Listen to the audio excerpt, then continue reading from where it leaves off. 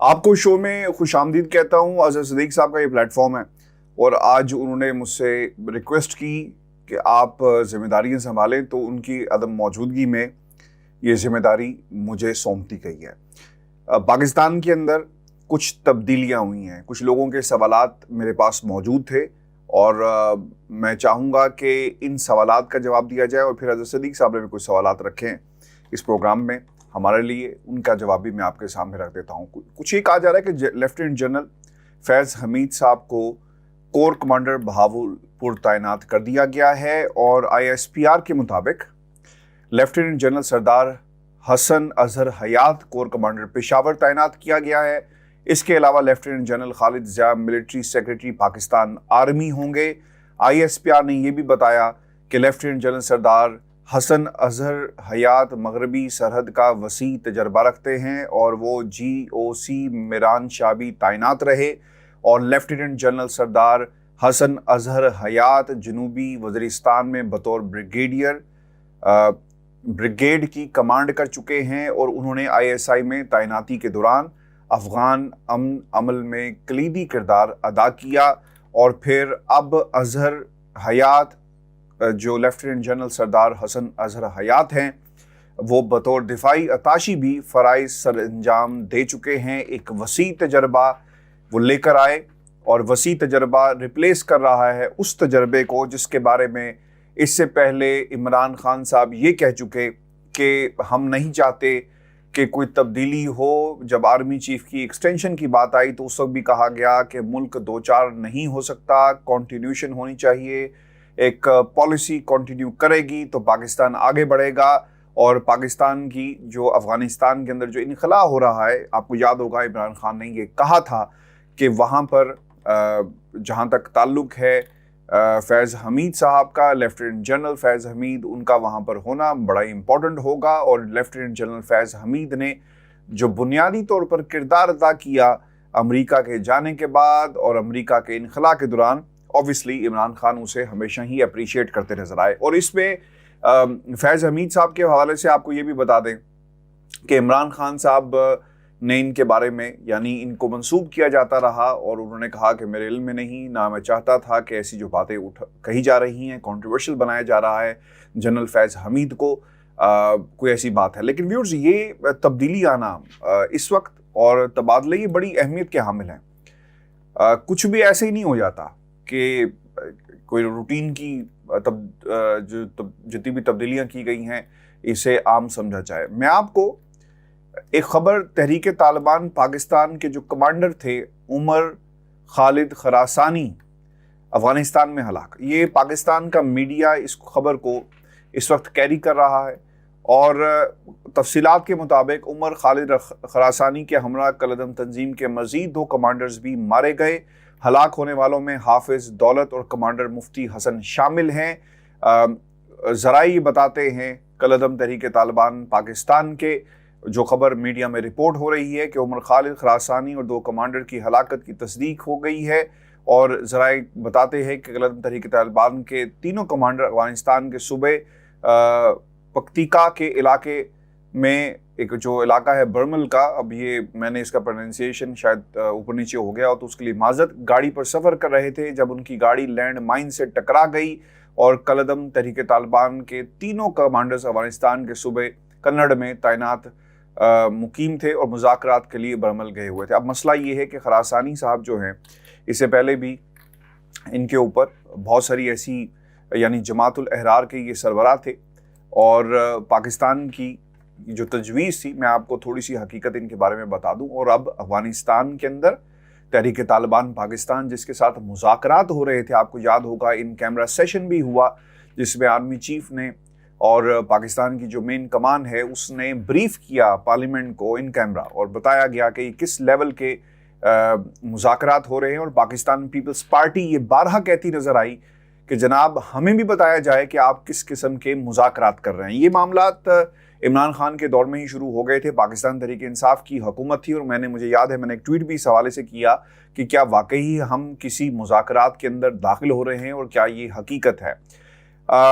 उमर खालिद खरासानी पर पाबंदी की तजवीज़, अक़वाम मुत्तहिदा की करारदाद,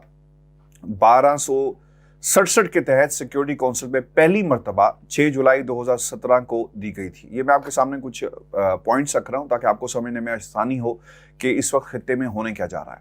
2017 में उमर खालिद खरासानी के ड्रोन हमले में हलाकत की भी तस्दीक हो चुकी है, यानी इससे पहले भी हो चुका है कि बताया गया कि शायद हलाकत इससे पहले भी हुई, लेकिन उमर खालिद खरासानी पर पाबंदी आयद करने की पाकिस्तानी तजवीज़ 4 मई 2018 को मुस्तरद कर दी जाती है। तंजीम का सरबराह उमर खालिद खरासानी उर्फ अब्दुल वली पाकिस्तान में दहशतगर्दी के बड़े हमलों में मुलव्विस रहा, जिसमें 27 मार्च 2016 को लाहौर में ईस्टर के मौके पर हमला हुआ। 13 फरवरी 2017 को लाहौर के माल रोड पर SSP और DIG पर हमले भी शामिल हैं। अब सबसे जो ख़तरनाक बात रही, और ये आपको याद रखना होगा कि APS के जो मास्टर माइंड थे उनमें भी खालिद खरासानी का जो है वो नाम शामिल था, और खालिद खरासानी ने जमातुल अहरार के सरबराह उमर खालिद खरासानी ड्रोन हमले में हलाक। ये खबर जो है जमातुल अहरार के हवाले से। अब अगले कुछ दिनों के अंदर आप इसका एक रिएक्शन भी देखेंगे, और बाज़ लोग ये कह रहे हैं, अब इसमें कितनी हकीकत है ज़िम्मेदारान इसका जवाब देंगे, लेकिन खालिद खरासानी की हलाकत और दूसरी तरफ लेफ्टिनेंट जनरल फैज़ हमीद साहब का वहाँ से निकलना, इसको जोड़ा जा रहा है। और वो ये कह रहे हैं, ये जो कुछ लोग हैं जो पाकिस्तान के हालात पर पाकिस्तानियों से ज़्यादा वो समझते हैं कि उनका हक है, वो ये कह रहे हैं कि फैज़ हमीद साहब की वजह से सब कुछ हुआ, यानी उनकी इंटेलिजेंस रिपोर्ट्स और सब कुछ और उसका नतीजा। लेकिन जो रिपोर्ट्स आ रही हैं वो एक माइन से टकराने के बाद ही सब कुछ हुआ। आप अगले कुछ दिनों में पेशावर के अंदर, पाकिस्तान के अंदर इसका एक रिएक्शन देखेंगे, और ये रिएक्शन आएगा। तहरीक तालिबान पाकिस्तान ने पाकिस्तान के अंदर जो कार्रवाइयों को बंद किया, तालिबान ने मुज़ाकरात किए, और फिर उस मुज़ाकरात की रोशनी में, यानी जो तहरीक तालिबान पाकिस्तान नहीं, तहरीक तालिबान अफगानिस्तान, जहाँ पे तालिबान ने कई मरतबा ये पाकिस्तान की अफवाज और पाकिस्तान के ताकतवर हलकों और हुकूमत के साथ मिलकर इस मुज़ाकरात में अपना किरदार अदा भी किया। अब वो ये कहते हैं कि शायद इसका रिएक्शन उन इलाकों में आएगा जहाँ पर पाकिस्तान जो एक रुकावट डालता रहा, पाकिस्तान सीसा पलाई दीवार बनकर खड़ा रहा, पाकिस्तान ने मुज़ाकरात की मेज़ पर इन्हें लाकर बिठा दिया, क्योंकि पाकिस्तान ये समझता है कि अगर इनके साथ गोली की ज़ुबान में बात की गई तो शायद ये इतना आसान नहीं होगा कि हम जीत सके। कोई भी नहीं जीत सकता, क्योंकि जो गुरिल्ला वार होती है, जो धमाके होते हैं, जो पाकिस्तान के अंदर कार्रवाइयाँ होती हैं, आप उससे जीत नहीं सकते, उसे कम किया जा सकता है। तो ये मुज़ाकरात उसकी एक शक्ल थी, लेकिन अब देखना ये होगा कि पाकिस्तान के अंदर कार्रवाइयाँ क्या बढ़ेंगी, और खालिद खरासानी की हलाकत के बाद हालात जो हैं वो किस तरफ जाएंगे। ये बहुत ही इम्पॉर्टेंट डेवलपमेंट है जो पाकिस्तान के अंदर हुई है, और आपको ये बता दें कि इस डेवलपमेंट के नतीजे में यकीनन एक अमेरिका का जो पाकिस्तान समेत जो इस खित्ते के अंदर असर रसूख है, उसको भी बहुत करीब से जो है वो देखा जा रहा है, और शायद उसमें इजाफा होगा।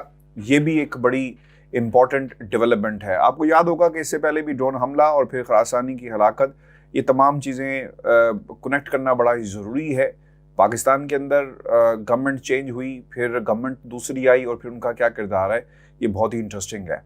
व्यूअर्स, आपको ये बताते चलें कि कुछ NA 157 के अंदर ज़िमनी इंतखाब में बेटी को टिकट क्यों दी, ये भी एक सवाल पूछा गया है, और इसकी एक एक्सप्लेनेशन भी आई। हमारे समेत पाकिस्तान के बहुत सारे लोग ये कह रहे हैं कि जनाब, आप शाह महमूद कुरैशी साहब मरूसी सियासत को दफन करें, और इस सियासत का पाकिस्तान की जो हमारी जंग है, यानी मरूसियत को ख़त्म किया जाएगा, ख़ानदानों की सियासत ख़त्म होगी, ताकतवर लोगों की हुकूमतें ख़त्म होंगी, तो पाकिस्तान की हकीकी जमहूरियत और अवामी मैंडेट आ सकेगा। उस पर जवाब क्या है? वो ये कहते हैं कि ज़ैन कुरैशी की छोड़ी हुई कौमी असम्बली की नशिस्त पर बेटी को इलेक्शन लड़ने का जो फैसला किया है, और जो टिकट जमा करवाए गए, अच्छा अभी टिकट जमा हो गया है, कागजात जो हैं जमा हो गए हैं, इजाज़त से बेटी की कागजात नामजदगी जमा कराई, यानी इमरान खान साहब से इजाज़त ली, और फिर उसके बाद ही सब कुछ हुआ। शाह महमूद कुरैशी ये भी कहते हैं कि ध्यानदार से पार्टी के मफाद में बेटी को टिकट दिया। इमरान खान का बयानी आगे बढ़ाने के लिए मेहर बानो इलेक्शन लड़ रही हैं। मुझे पीपल्स पार्टी ने ढूंढ कर वज़ारत ख़ारजा दी थी, یوسف رضا گیلانی اتنی ہی بات کریں جتنی ان کی حیثیت ہے. حیران ہوں ابھی تک بلاول کا اسرائیل حملے پر کوئی بیان کیوں نہیں آیا. 17 جولائی کو ہونے والے پنجاب کے ضمنی الیکشن میں ملتان PP 217 سے زین قریشی کامیاب ہوئے، جس کے بعد انہوں نے قومی اسمبلی کی نشست چھوڑی تھی. مسئلہ یہاں پر یہ ہے کہ بلاول بھی اپنے خاندان بھٹو خاندان کا پیغام آگے لے کر چل رہا ہے، اور اگر آپ یہ کہیں کہ بہربانو عمران خان کا پیغام لے کر چلیں گے، میں شاہ صاحب کی اس بات سے، شاہ محمود قریشی کی بات سے اس لیے اتفاق نہیں کرتا. میں نے پہلے بھی کہہ دیا، اور سب سے پہلے یہ آواز ہم نے ہی اپنے پلیٹ فارم پہ اٹھائی اور ہم اٹھاتے رہیں گے. مروثیت کو ہر صورت میں ختم ہونا ہے. طاقتور خاندان جب ان کے بچے سیاست میں آ جائیں تو پھر وہ بار بار اپنے ہی بچوں کو آگے لے کر آئیں گے. وہ یہ نہیں ہو سکتا کہ وہ عام آدمی کے بچوں کو لے کر آئیں.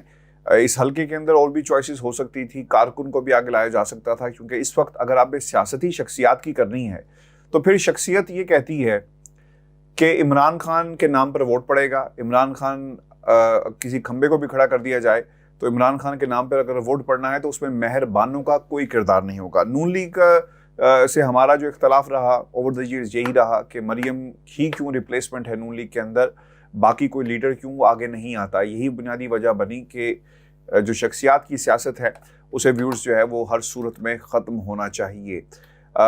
آپ کو یہ بھی بتا دیں کہ سوشل میڈیا کے اوپر، اور یہ بھی سوال رکھا گیا ہے کہ کیمپین چل رہی ہے اور کون لوگ اس میں ملوث ہیں. دیکھیں، جو اسٹریٹجک سیلز ہیں پاکستان کے اندر وہ اپنا کام کر رہے ہیں.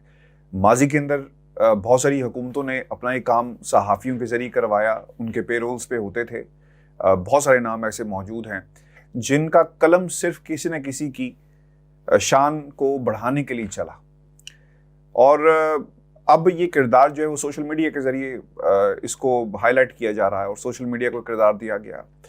اب ایک درار ڈالنے کی کوشش کی جا رہی ہے پاکستان کی فوج اور عمران خان کے درمیان، اور دور کرنے کی کوشش کی جا رہی ہے. کہ نیریٹو ڈیولپ ہو رہا ہے کہ شاید عمران خان اور پاکستان کی فوج جو ہے ان کے فیملی ممبرز جو ہیں شاید ان سے محبت نہیں کرتے، اور اسی لیے یہ سب کچھ کیا جا رہا ہے. سوال یہ تھا کہ یہ کتنی دیر چلے گا. دیکھیں، جھوٹ کا جو ہے نا وہ بیانیہ ہمیشہ دفن ہو جاتا ہے. رانا ثناء اللہ جتنی مرضی دفعہ آ کر کہیں کہ ہیلی کاپٹر واقع سانے پر ٹرین چلائے گئے، اس کا تعلق جوڑیں. آپ نے کبھی اس کی انویسٹیگیشن کی ہے کہ وہ بچہ جس کی عمر 17 سال ہے اور اس کی ٹویٹ کو ری ٹویٹ کرنے والے کون سے اکاؤنٹس تھے؟ کسی نے نہیں کی، کیونکہ جھوٹ کا بیانیہ جو ہے مسلسل بنایا جا رہا ہے. ایک خبر آپ کو یہ بھی بتا دیں کہ رانا ثناء اللہ صاحب نے 25 مئی سے برا حشر ہوگا یہ خبردار کیا ہے پاکستان تحریک انصاف کے لوگوں کو، اور اب جو جلسہ ہے اس کی جو جگہ تھی اسے لاہور میں جو ہے منتقل کیا گیا. ہاکی گراؤنڈ کے اندر یہ جلسہ ہوگا اور کافی بڑی تعداد کے اندر لوگ جو ہیں اس جلسہ گاہ کے اندر یعنی ہاکی اسٹیڈیم کے اندر آ سکتے ہیں. میں نے فزیکلی اس کو دیکھا ہوا ہے، تو یہ ایک بڑا وینیو ہے جسے بھرا جائے گا، اور قذافی اسٹیڈیم کے اندر بھی ہو سکتا تھا، لیکن ہاکی اسٹیڈیم کو اس جگہ کو جو ہے وہ اس کا انتخاب کیا گیا ہے. اس سے پہلے کچھ اور بھی آپشنز تھے، اور وہ آپشنز یہ تھے کہ آپ پنڈی کے کسی اسٹیڈیم میں کر لیں کیونکہ وہاں پر پنجاب حکومت کا کنٹرول ہے، یا پھر فیض آباد یا پھر کسی اور جگہ. لیکن اس کی ایک اور بھی وجہ تھی کہ تحریک لبیک پاکستان کا بھی جلسہ اسی دن ہو رہا ہے اور اس کی بھی اجازت کا شاید غالباً کوئی مسئلہ بنا ہوا ہے. تو اگر یہ معاملات یعنی دونوں جلسے اسی دن ہوتے تو عین ممکن تھا کہ کسی قسم کی لڑائی ہو سکتی تھی، لا اینڈ آرڈر کا مسئلہ پیدا ہو سکتا ہے، اور عمران خان اس وقت لا اینڈ آرڈر کی سچویشن کے متحمل نہیں ہو سکتے، پاکستان تحریک انصاف نہیں ہو سکتی، چونکہ رانا ثناء اللہ طاق میں ہیں اور کوشش کر رہے ہیں کہ جس طرح لا اینڈ آرڈر کی سچویشن پیدا ہو عمران خان کو کوئی نہ کوئی بہانہ بنا کر گرفتار کر لیا جائے. تو ویورز، یہ کچھ ہماری آج کی انفارمیشنز تھی، کچھ سوالات تھے جو مجھے بھیجے گئے، اس پر میں نے اپنے جواب جو ہیں وہ آپ کے سامنے رکھ دیے. اگلی نشست جو ہے وہ صدیق صاحب باقاعدہ اسے ٹیک اوور کریں گے. اپنا خیال رکھیے گا، اجازت دیجیے، اللہ نے کے بعد.